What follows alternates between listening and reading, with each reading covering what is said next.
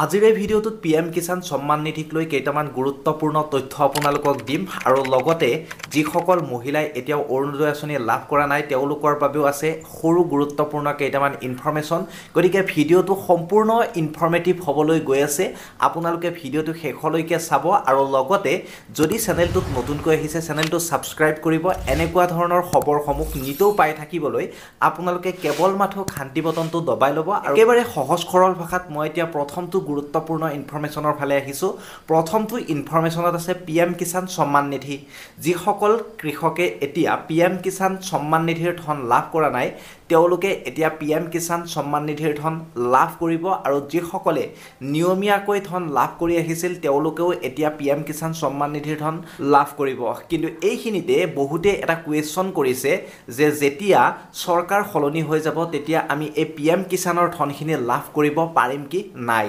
এতিয়া চাওক চৰকাৰ সলনি হলে PM কিষাণৰ ধন আপোনালোকে পাব কাৰণ মই এইটো কথাই আপোনালোকক জনাও যে যিসকল কৃষক আছে সেই কৃষকসকলে হৈছে আমাৰ দেশখনৰ মেইন মানুহ আমাৰ দেশখন চলাই আছে এতিয়া বহুতে কুৱেশ্যন কৰি আছে যেহেতু নিৰ্বাচন অনুষ্ঠিত হৈ আছে যদি চৰকাৰ সলনি হয় তেতিয়া PM কিষাণ সম্মান নিধিৰ ধন কৃষকসকলে লাভ কৰিব নে নকৰে চাওক দেশৰ সৰ্বা মানুহখিনিয়ে হৈছে কৃষকখিনি আৰু এই কৃষকখিনিৰ যদি ধন কোনোবা এখন চৰকাৰ আহি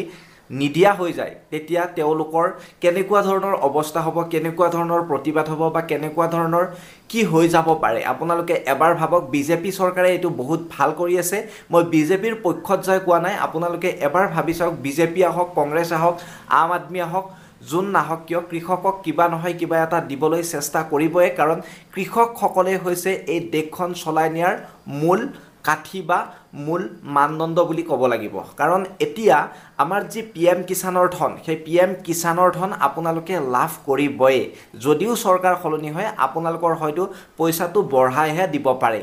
আৰু বা কমাই দিব পাৰে এটো মই নকওঁ যে আপোনালোকৰ পইচাটো বঢ়াই দিব যদি চৰকাৰ চেঞ্জ হয় কমাইও দিব পাৰে বঢ়াইও দিব পাৰে মুঠতে কৃষকসকলক কিবা নহয় কিবা এটা চৰকাৰ চেঞ্জ হলেও দি থাকিব এটো মোৰ ফালৰ পৰা মন্তব্য আৰু আপুনি আপোনাৰ মন্তব্যখিনি কমেন্ট সেকশনত কমেন্ট কৰি জনাবলৈ নেপাহৰিব আৰু এতিয়া আপোনালোকে যিসকলে PM কিষাণৰ ইনষ্টলমেন্ট বিলাক লাভ কৰি আছে সেই ইনষ্টলমেন্ট বিলাক আপোনালোকে ফেব্ৰুৱাৰী মাহত লাভ কৰিছিলে সেই ইনষ্টলমেন্ট বিলাক আপোনালোকে ফেব্ৰুৱাৰী মাহত লাভ কৰিছিলে যেটো 16 নম্বৰ ইনষ্টলমেন্ট আছিল আৰু আপোনালোকে 4 মাহৰ মূৰত নেক্সট ইনষ্টলমেন্ট পাব আৰু 4 মাহ বুলি কওঁতে আপোনালোকৰ মে মাহ বা জুন মাহত আপোনালোকে পাব লাগে কিন্তু আপোনালোকে যেহেতু এতিয়া ইলেকশনৰ বতৰ ইলেকশন যেহেতু দ্বিতীয় পৰ্যায়লৈ হৈ গৈছে আৰু নেক্সট আৰু এটা স্টেপ আছে সেই স্টেপটো হোৱাৰ পিছত হয়তো যেতিয়া ইলেকশনৰ ৰিজাল্টটো দিব তাৰ পিছতে আপোনালোকৰ 17 নম্বৰ ইনষ্টলমেন্টৰ ধনটো সোমাই যাব গতিকে এইটো মনত ৰাখিব ইলেকশনৰ ৰিজাল্ট আৰু এমাহ দুমাহ পিছত আপোনালোকৰ আহি যাব আহি যোৱাৰ পিছতে আপোনালোকে যি আপোনালোকৰ 17 নম্বৰ ইনষ্টলমেন্ট সেই 17 নম্বৰ ইনষ্টলমেন্টৰ টকাখিনি পাই যাব এবাৰ আহিছো আপোনালোক যিসকলে এই PM কিষাণৰ ধনখিনি পোৱা নাই আগৰ কিস্তিও আপোনালোকৰ পেন্ডিং হৈ আছে তেন্তে আপোনালোকে কেইটামান কাম কৰিব লাগিব যদি EKYC কৰা নাই EKYC টো কৰিব লাগিব EKYC টো আপুনি আপোনাৰ মোবাইলত যদি কৰিব পৰা নাই তেন্তে আপুনি ওচৰৰ CSC চেণ্টাৰ অৰ্থাৎ কমন সাৰ্ভিস চেণ্টাৰলৈ গৈ এই কামটো কৰিব লাগিব ইলেক্ট্ৰনিক্স KYC টো কৰিবৰ বাবে আপোনাৰ থাম এবিলাকৰ প্ৰয়োজন হয় গতিকে CSCত এই কামটো সম্পূৰ্ণকৈ আপোনাক কৰি দিব তাৰ পিছত যদি আপোনাৰ বেংক একাউণ্টৰ সৈতে আধাৰ কাৰ্ড লিংক নাই তেন্তে আপুনি কৰিব লাগিব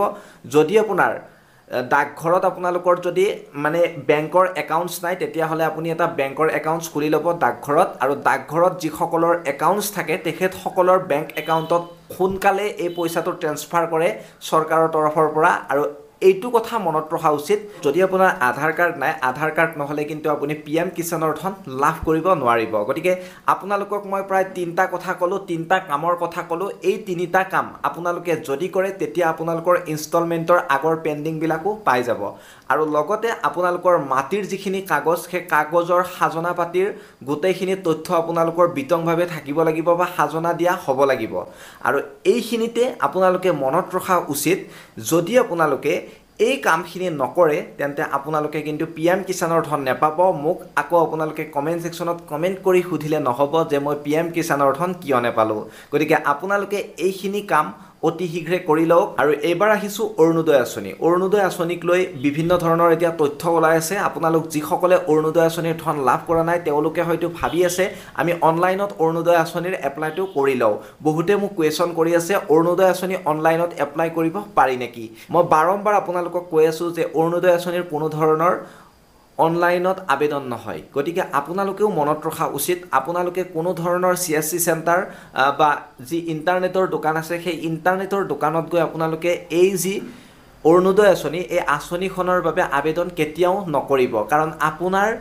যি ধন আপোনাক অৰুণোদয় আঁচনি দিয়াৰ নামত কোনোবাই হয়তো আপোনাৰ পৰা 1000-1500 টকা ল'ব পাৰে আৰু লৈ আপোনালোকক মানে এখন যিখন